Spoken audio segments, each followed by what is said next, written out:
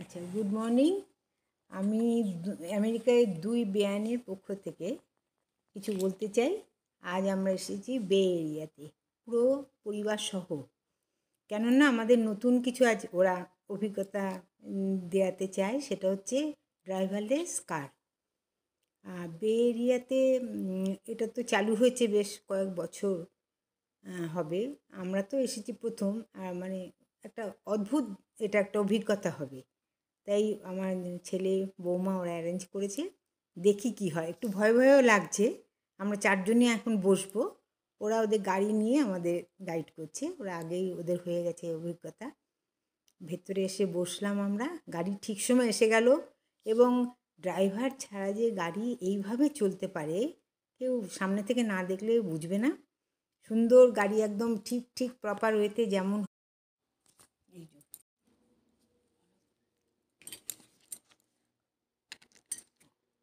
কোন পর্যন্ত বলেছিলাম, কোন পর্যন্ত বলেছি।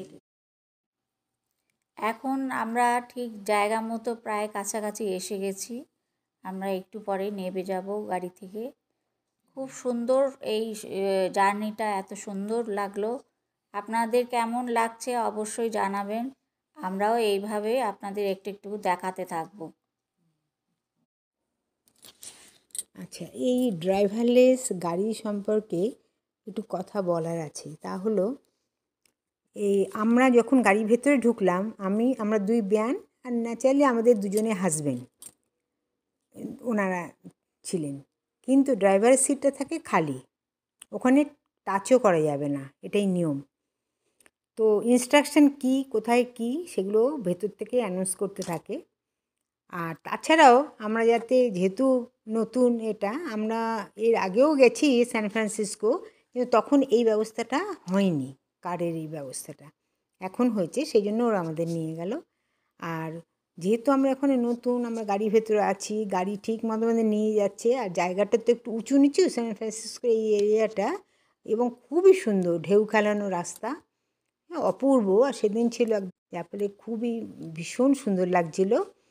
তো আমার ছেলে আর বৌমা ওরা ওদের গাড়িতে করে ঠিক স্পটে এসে দাঁড়িয়ে পড়লো। খুবই সুন্দর লেগেছে। এবং আপনারা শুনবেন এবং পরে যদি